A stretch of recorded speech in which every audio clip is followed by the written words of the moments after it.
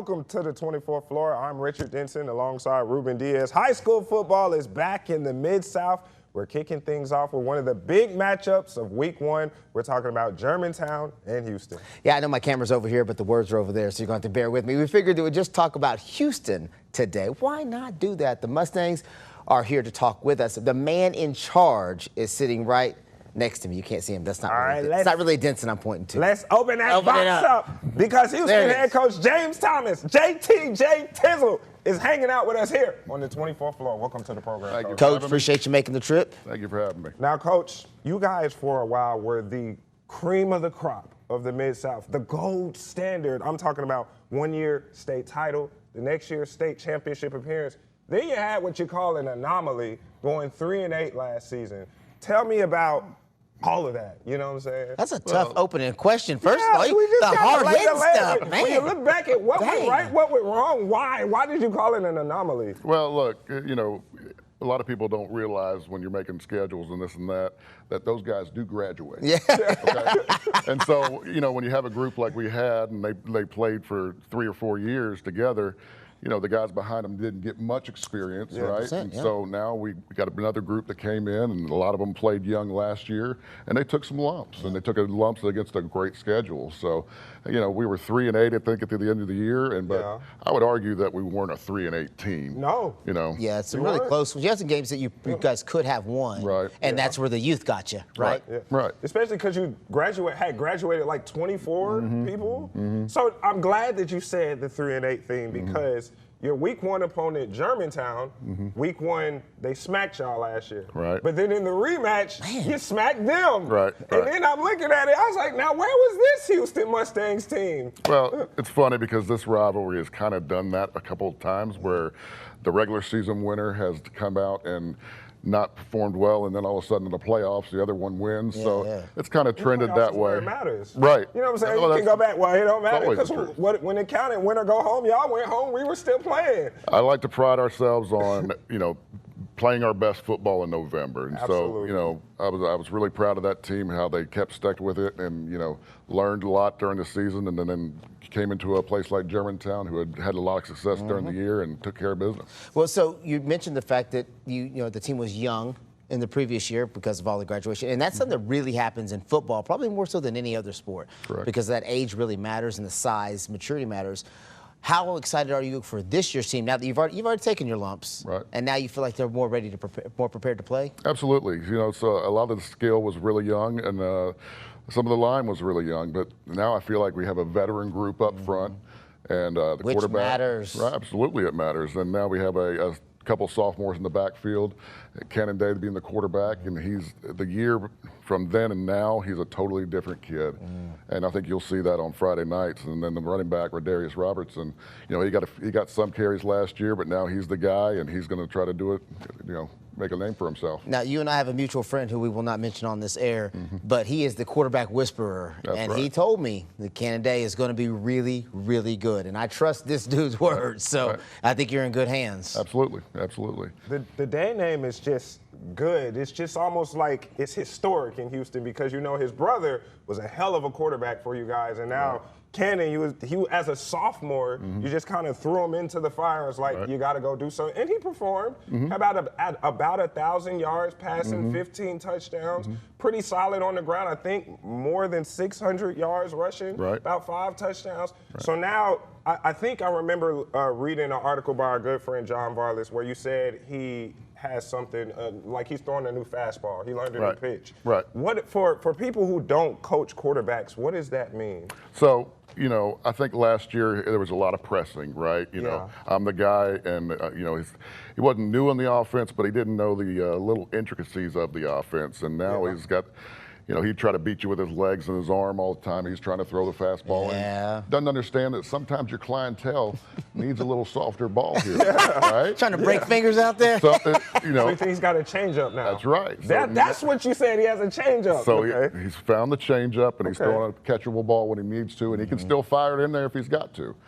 So really looking forward to how much he's Did you say that because he plays baseball? No doubt about it. But that's such a key thing, though, right? The touch. It's touch. Honestly, we're just talking about touch.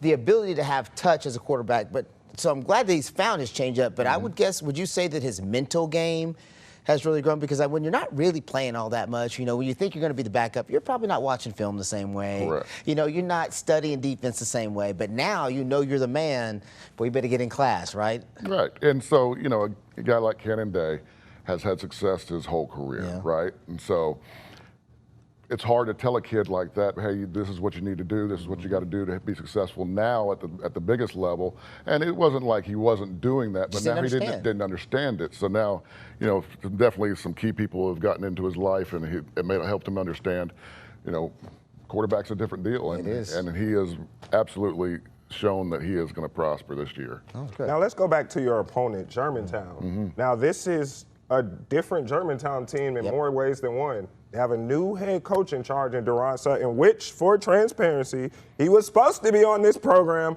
but he had to take his daughter to college. We can all understand that. So we will catch up with Coach Sutton later in the week for the game of the week, which we'll see we see the graphic right there. Now, Coach, when there's a coaching change like that, how much harder does it make preparing for a team? Because in previous, you could say, okay, Coach Gene is the head coach. I know how he thinks. Right. But Coach Sutton, even though he was at Ridgeway, he might do things a little bit different now with a new set of guys. Absolutely. But good thing about, I've known Deron for quite a while, so I know his style. Now, he's changed a little bit here and there, but I know he's going to have a hard-nosed football team that's going to be disciplined, and I look forward to competing against him. Yeah, cheetah doesn't turn into a bear, right? That's right. You're gonna be who he is, because that's what he's had success with, and so that makes it easier. I say easier, more comfortable to at least get an idea of what you're expecting. Right. What should people be looking for this year from this year's Houston team? I'll tell you, I think we're going to be explosive on offense. We're going to take our shots, and we're going to try to run the ball first, and then try to set up the throw. Yeah. Canon's really been good at taking the reads and taking what's given to him. And then, when he's handing the ball off to, number 0, Radarius Robertson. It's Double R. And we've got a switchblade, I like to call him, and Brennan Odell, where he's going to line up in the backfield, he's going to line up in the slot, he's going to line up out at X. And got your little Travis Hunter out right, there. Yeah. We're going to give him the ball in multiple ways, and then he's also going to run the show in the secondary on defense. So we got weapons. There's nothing like that versatile athlete that's so hard to game plan against, because then on the defensive side, you start trying to trail that dude everywhere he goes, which opens up other things, which I'm not telling you nothing you don't already know. How hard is it? I mean, maybe it's not hard, but what is the conversation like with your defensive coordinator when you got guys like Radarius and Brennan who are so good on that defensive side, but also are very pivotal to offense? We got to score points. So I'm sure you sometimes having to tell your defensive coordinator, hold on, let them get a rest. That's right. Because we still need them in, especially in the red zone on fourth down. That's right. So we like to share guys. Okay, I want to get the best guys on the field when we need them. But yeah, we definitely have a conversation about Radarius is going to carry the ball early in the season. Now when it comes down to playoff time, probably going to see Radarius on the other side of the ball too. He's like one of your best linebackers. Absolutely, he has a nose for the ball. He loves the game of football. Reminds me a lot of Jabril Peppers, if y'all remember him from Michigan, the guy who was a running back and a linebacker. You can't teach nose for the football. No. I don't care what anybody says. It's innate. You just can't teach it. Right. Like the guy either wants the ball or he doesn't want the smoke. And there's no in between on those two dudes. So it's good that you have one of those. Talk about the line. You mentioned earlier that you consider yourself having a veteran line now. Those guys are so important. As a dad of a quarterback, I'm going to say, or dad of 2 quarterbacks, we love a great line. No doubt about it. And so I'm blessed to have a center in Gavin Wilson that started in the championship game as a sophomore, and a right tackle in Jaden Strother, who started in the championship game as a sophomore, and then a captain, Cameron Chambliss, who was all region last year. He's at left tackle. And my 2 guards, I got a 6'3", 330-pound guy, and Ada McNeil. And then at the right guard, I got a kid that started as a freshman last year, and Steven Anderson. So he's 6'3" and 290 pounds himself. We got some dump trucks out there. So it's funny because Southwind, they call their line the U-Haul boys. Yeah, so I guess y'all might as well be like the Penske boys. Now look, Southwind's line has earned their nickname. We still got to earn ours. Okay, I feel it. Well said, Coach. Now, after everything your team went through on the road last year, young guys, how good does it feel to have that stretch at Landers Field, which, in my opinion, is one of the most raucous environments here in the Mid-South? I remember the first Houston game I went to, I was like, oh my goodness, it is loud in here. So I mean, that blackout, I know y'all are preparing for a season. Just tell me about how that, to get back in front of the crowd for that, how much that feels for you and for the guys. Well, there's nothing like playing at home, right? Yeah. You got all your stuff there. You don't have to, where are we gonna dress at? Where do we go here? Where do we go there? And there's nothing like our student section. I mean, they've been ranked like nationally top student section in the nation. Yes. And they go all out. They're gonna dress up. They're gonna be loud. And we got our band is great. The entire environment is just great for the whole Germantown community, and they really come out and show out. Yeah, your student government gets involved with it too. Absolutely. I remember we went out there for a live shot on a morning show one time, and they were all dressed up in superhero costumes or something like that. And we were there at, I don't know, 5:30 in the morning. There were 50 kids there. Absolutely. I said, oh my goodness, they really care about this. So that's something to be said for the environment. Absolutely. For you guys as well. Yeah, I mean, it's special every Friday night at Houston.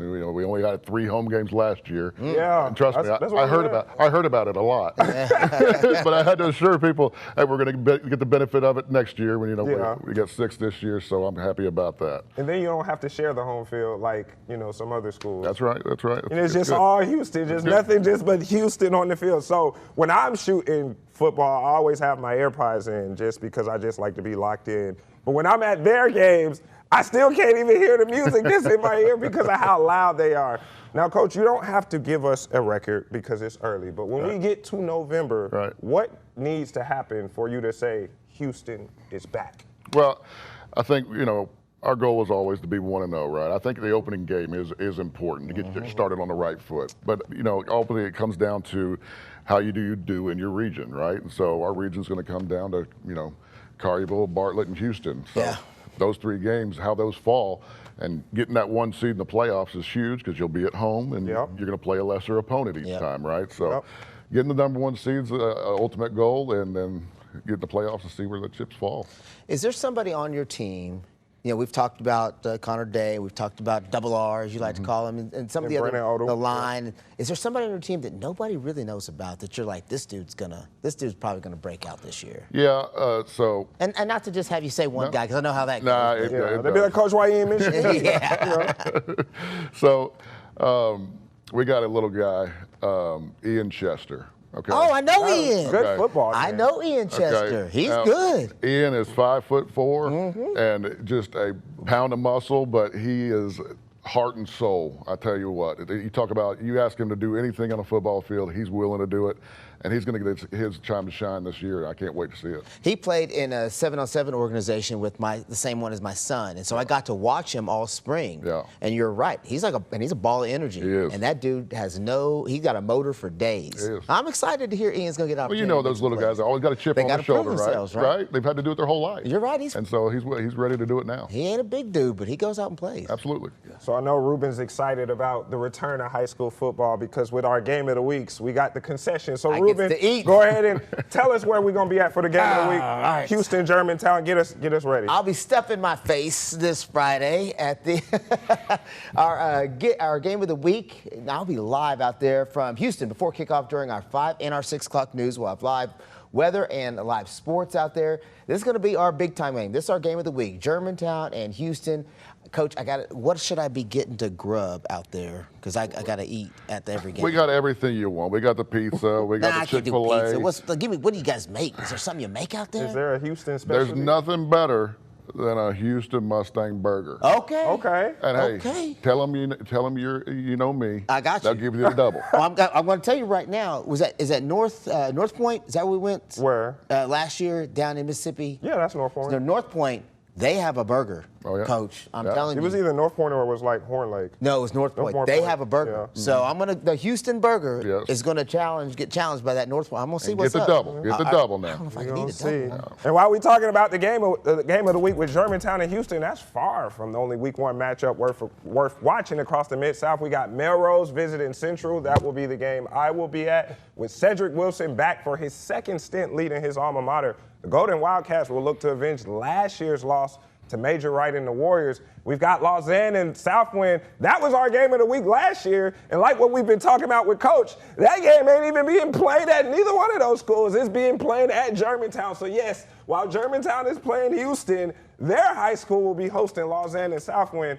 Both teams replacing major pieces, and Southwind moves on without two-time Mr. Football winner Kelvin Perkins, while Lausanne, they'll be without a Mr. Football finalist themselves because Thomas Hefner, yes, he was ruled ineligible after his transfer from Melrose. Elsewhere, we got Cordova taking on Craigmont at Raleigh, Egypt. Martin Westview facing Mace at St. Benedict. Man, can y'all just play our games at home? And Bartlett visiting MUS. Then on Saturday, they got the spotlight to themselves. Collierville will host East Nashville. A lot to keep an eye on as week 1 gets underway. A lot of good games. Some of the storylines are going to get altered after this first week because there's expectations, and then you kind of see how teams play out. I am very interested for your game because, again, the record doesn't show the potential that you guys have. So I think it'll be very interesting for you guys to be able to come out and kind of say, here's who we actually are now. Yeah. Coach, we appreciate you. Best of luck on you to the season. Thank you so much. I will see you Friday. Maybe trying to snag you for an interview, but definitely going to have you point me towards the direction of the burgers. Definitely. Oh, we're back. We are back. We are back. And from the high school game to the college game, we're staying right here in Memphis. Coming up, Charles Huff and the Tigers are getting closer to kickoff. We'll hear from Coach Huff and break down what's standing out as Memphis gets ready for year 1 of the Hef era. You're watching the 24th Floor.